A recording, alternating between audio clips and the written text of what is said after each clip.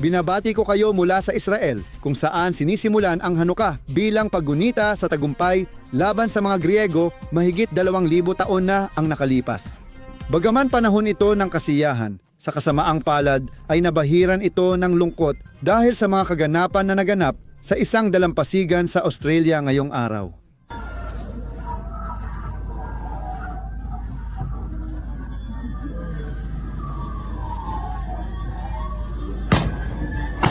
At nadungisan ito ng dugo sa isang kaganapan na inorganisa ng komunidad ng mga Hudyo, kaugnay ng pagdiriwang ng pagsisindi ng mga kandila para sa pista ng Hanukkah. Ipinapakita ko rin sa inyo ang mga larawan ng isang operasyon dito sa Gaza kung saan pinatay ng Israel kahapon ang isang multo na kanilang hinahabol sa loob ng 2 taon. Pangatlo, ang emosyonal na video na nakuha ng hukbong sandatahan ng Israel mula sa ilang computer at kamera. Hindi. Lagusan sa Gaza, kung saan makikita ang 6 sa mga dinukot na Israeli na kalaunan ay pinatay. Sila ay na-video habang nagsisindi ng mga kandila para sa pagdiriwang ng Hanukkah. 2 taon na ang nakalipas. Ang mga pamilya ng mga bihag ay hindi lang pumayag na ibahagi ang mga larawan, kundi hiniling pa nilang ipakalat ito upang hindi makalimutan ang kalupitan ng Hamas. At gusto kong magsimula sa isang hindi komportabling tanong. Ano ang nangyayari kapag ang isang kanluraning bansa ay nagtitiis ng galit sa loob ng maraming buwan sa ngalan ng kalayaan sa pagpapahayag? Di ko alam opinyon mo sa tanong na ito, pero kasama ito sa sagot. Ngayon, nasa isang morgue siya sa Sydney, kaya lilipat tayo sa Bondi Beach. Kung hindi mo alam, sikat itong lugar sa Australia. Surfing, araw at pamilya. Nagdaos ang komunidad ng mga Hudyo ng Hanukkah event sa tabing dagat. Masaya ang paligid, may mga bata, may musika at biglang nagkaroon ng kaguluhan. 2 armadong lalaki na nakapwesto sa isang tulay ay nagpaputok sa libong tao. Nakakasira ang resulta. Sa oras ng paggawa ng video na ito, 12 na ang kumpirmadong patay, kabilang na ang mismong rabbi na nag-organisa ng event, si Eli Schlesinger. Isang lalaking inialay ang buhay sa pagbibigay liwanag at nag-iwan ng 5 ulilang anak. Kabilang ang sanggol na kamakailan ay siya ang nag-brit mila. Makikita sa mga larawan ang kanyang pagtutuli. Idinagdag ng pulisya ng New South Wales na may iba pang 29 na tao hanggang sa oras ng pag-record ng video na ito, ang kumpirmadong nasugatan, kabilang ang 2 pulis. Sige, at dumako tayo sa mga detalye. Dahil habang lumilipas ang oras ay marami nang nalalaman tungkol sa mga gumawa ng krimen, pati na rin sa mga biktima. Kabilang si Alec Kleinman, isang nakaligtas sa Holocaust. Gusto kong namnamin ninyo ang ironyang iyon. Si Alec ay nakaligtas sa mga Nazi noong bata pa siya. Tiniis ang lamig, gutom at pag-uusig sa Europa at 80 taon matapos. Noong 2025 sa isang malayang bansang gaya ng Australia, namatay siya dahil sa tama ng bala sa ulo. Alam niyo ba kung bakit siya namatay? Hindi dahil sa pagtakas, kundi namatay siya.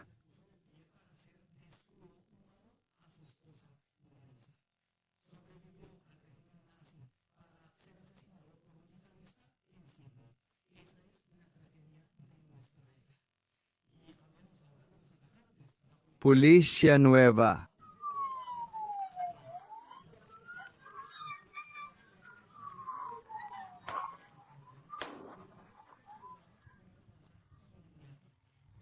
Ang Liga Asio Obdi na ito nahuli kahit na mas marami ang nakikinig sa pamamagitan ng pag-unawa, ay malinaw na nagbigay ng pansin at bumagsak. Ipinapaalam ni Sandro na may mga impormante na nagulat tungkol dito, na may kotse na ang kanyang trabaho. Iniimbestigahan ng autoridad kung konektado siya sa ekstremistang Islam o miyembro ng teroristang grupo.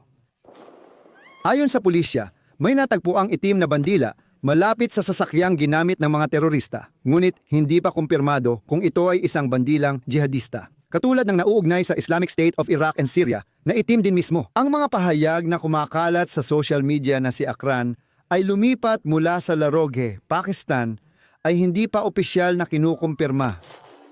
May mga larawan pa ng kanyang pagkakakilanlan na nailathala. Ilang oras pagkatapos ng pag-atake, sinalakay ng 2 dosenang pulis ang bahay ng pamilya ni Akran sa Bonnyrigg, isang suburb sa timog silangan ng Sydney. Nakita ang 3 tao na lumabas ng bahay na nakataas ang mga kamay at 2 sa kanila ang inaresto.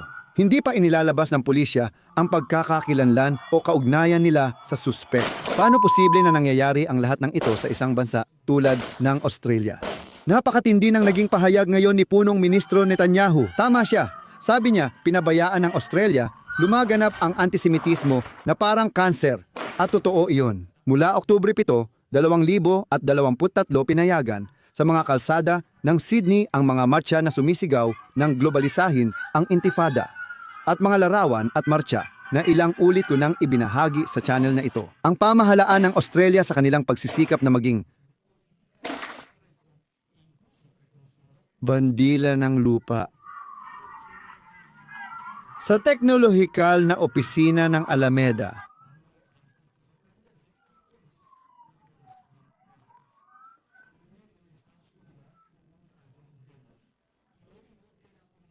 ILDIC Functionality Expo ICE 100 Alameda. Habang nagtatakbuhan ang lahat, nakita ni Ahmed ang taga-baril at agad siyang nagtago sa likod ng kotse. Hinintay niya ang tamang sandali para sugurin ito. Tinakbo niya mula sa likod at inagaw ang rifle.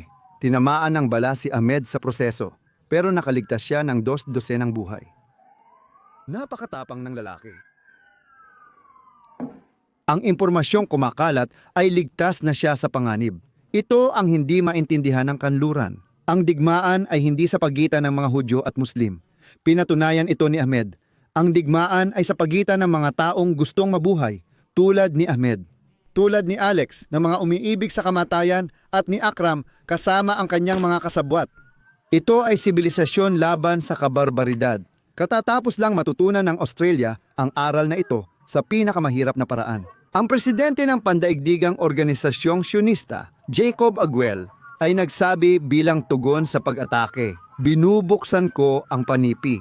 Ang sunod-sunod na pag-atake sa mga Hudyo sa buong mundo ay nakakagulat at nagpapaalala ng madidilim na bahagi ng kasaysayan. Mula Oktubre 7, sumiklab ang digmaan hindi lang laban sa estado ng Israel, kundi pati sa lahat ng Hudyo sa mundo, na sila ngayon ang naging ikawalong harapan ng digmaang ito. Tututukan namin ng mabuti ang pag-unlad ng balitang ito dahil tiyak na magkakaroon pa ng mga bagong detalye habang lumilipas ang linggo.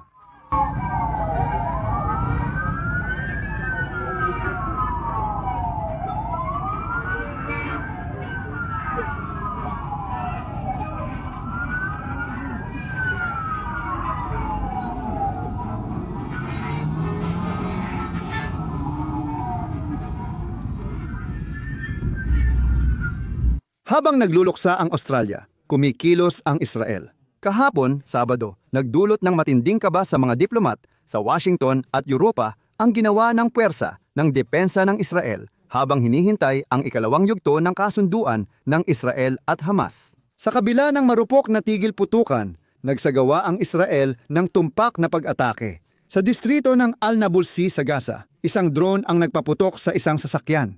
Ano ang target? Ra'at Saat, hindi ninyo kilala ang pangalang ito pero dapat ninyo. Si Ra'at Saat ay hindi isang karaniwang sundalo.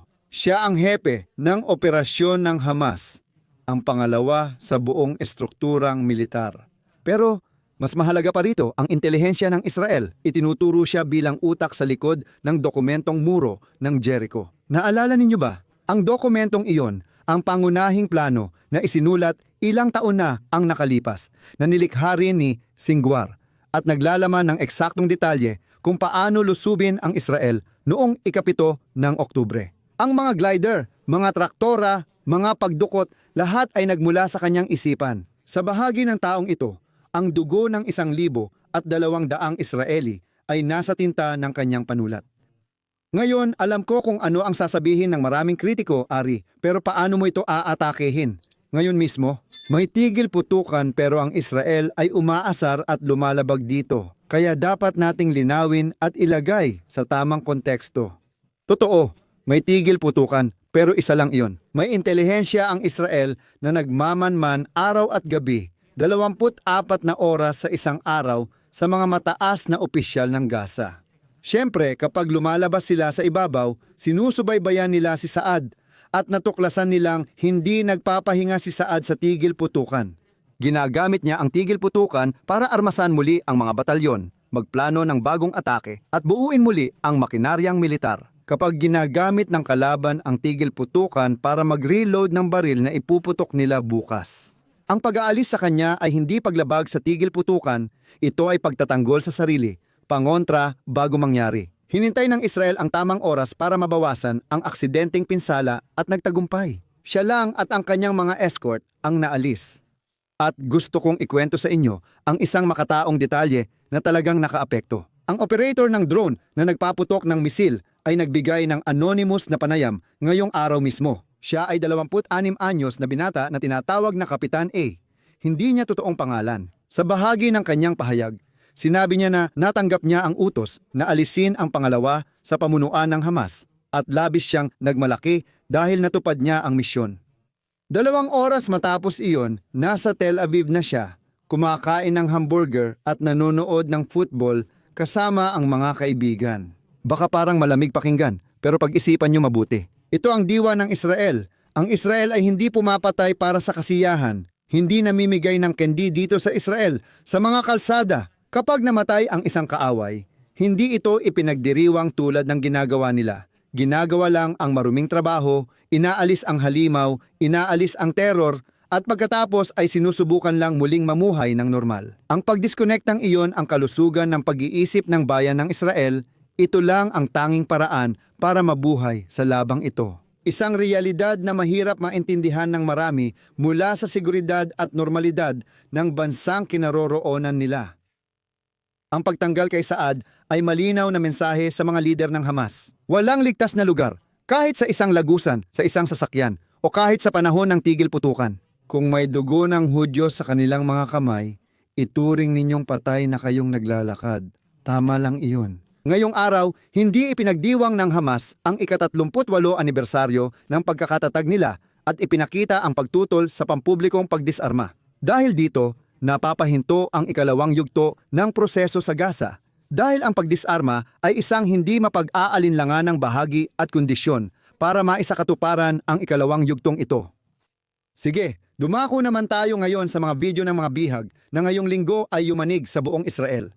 Nagpasya ang hukbong sandatahan at pamilya ng mga bihag na ilabas ang mga hindi na ilalathalang video ilang araw na ang nakalipas. Ang material na iyon ay nakuha mula sa isang kamera ng Hamas sa isang lagusan sa Rafah. Ang mga video ay may petsang Disyembre 2023 taon na ang nakalipas noong Hanukkah. Sa larawan makikita natin ang 6 na mukha na pamilyar na sa atin. Ngayon, ngayong araw, ngayong araw.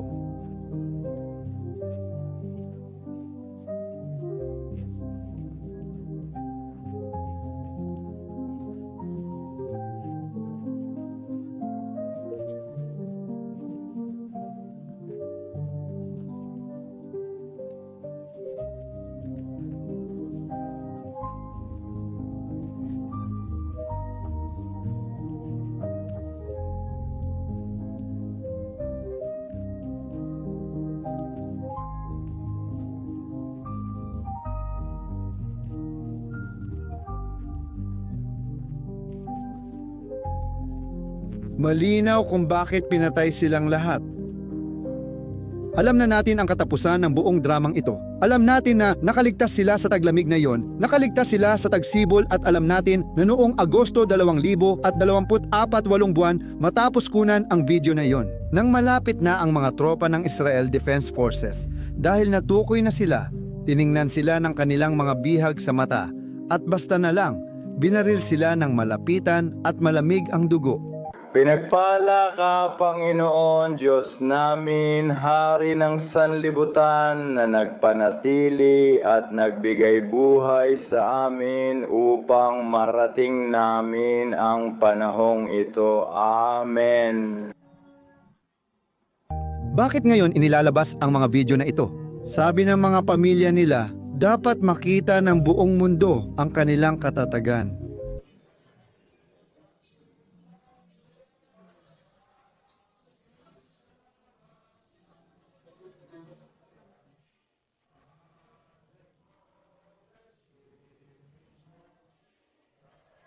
Pagpapasinaya ng dambana #more sa isang awit ng papuri. Pagpapasinaya ng dambana. At malinaw naman, sa lahat ng ito ay may malinaw na mensahe. Tingnan ninyo ang pagkakaiba. Sa Sydney, malalayang mga lalaki na may lahat ng oportunidad sa mundo, pinili ang kadiliman at pumatay ng mga inosente sa Gaza. Mga kabataang dinukot at dinala sa pinakamalalim na impyerno, pinili ang liwanag, pinanatili ang kanilang pagkahudyo, ang kanilang pananampalataya at pag-asa hanggang sa huling sandali. Iginawa ng Hamas ang mga video na iyon para mangutya, para gumawa ng psikolohikal na propaganda. Pero bumalik sa kanila ang ginawa nila. Sabi nga, dahil ang nakikita natin ngayon ay hindi kahihiyan, kundi dignidad. Patunay ito na maaari nilang dukutin ang ating mga katawan, pero hindi nila kayang dukutin ang ating kaluluwa. Patunay ito ng kalupitan at kabarbaridad ng mga terorista na nagwawagayway ng bandilang Palestino sa Gaza. Hindi bilang simbolo ng paglaban gaya ng iniisip at sinusuportahan ng marami sa pro-Palestina na marcha, kundi bilang terorismo. Kaya ang mga video ng 6 na dinukot, ito ngayon ang moral na gasolina ng buong Israel. Kapag tinatanong kung bakit patuloy na lumalaban ang Israel, bakit hindi tinatanggap ang kasunduan kung saan mananatili ang Hamas at mabigyan sila ng pagkakataon? Ito ay dahil sa kanila. Dahil si Hertz ay nagsindi ng kandila na may paniniwalang pupuntahan siya. Ililigtas siya. Siguradong iyon ang naging hiling niya at ng 5 pa niyang mga kasama. Kahit nahuli ang hukbong sandatahan sa pagliligtas, patuloy ang Israel sa pagsisikap na bigyang hustisya ang kanilang alaala. Ngayon, ang mundo ng mga Hudyo at ang malayang mundo ay nasa ilalim ng pag-atake mula sa mga baybayin ng Australia hanggang sa mga eskinita ng Gaza. Pero kung may isang bagay na itinuturo sa atin ng 3 kwentong ito, simple lang ang ekwasyon. Sila, kailanman, ang mga terorista ng Sydney, ay mas mahal ang kamatayan kaysa sa pagmamahal nila sa buhay. Tayo, si Alec Kleinman, ang kapitan ng drone na Hertz sa Lagusan bago siya pinatay, at ikaw na nanonood sa akin ngayon ay pinapabanal natin ang buhay. Nabawi na ng Israel ang 27 bangkay ng mga bihag na pinatay, isa na lang ang natitira, si Sargento Ranbili. Hindi kailanman sinabi na siya ay nasa ilalim ng mga guho, na kailangan niya ng mabibigat na makinarya. Pagkatapos ay sinabi nilang wala sila nito. Pawang mga palusot lang pagkatapos ng pagpatay. Ngayon, alam ng lahi na tinitingnan silang lahat ng Israel, na siyang nagtatakda ng kanilang agarang kapalaran na manatili sa dilim ng kanilang mga lagusan ng takot. Mga lagusan na dati nilang ginamit sa pagtatago ng mga dinukot. Habang sila ay nagyayabang sa buong Gaza, ngayon ang mga lagusan na iyon ay sarili na nilang mga imburnal at hindi titigil ang Israel hanggat maibabalik ang huling anak nila sa kanilang tahanan. Huwag kalimutang mag-like, ibahagi ang video na ito. Magkita-kita tayo muli.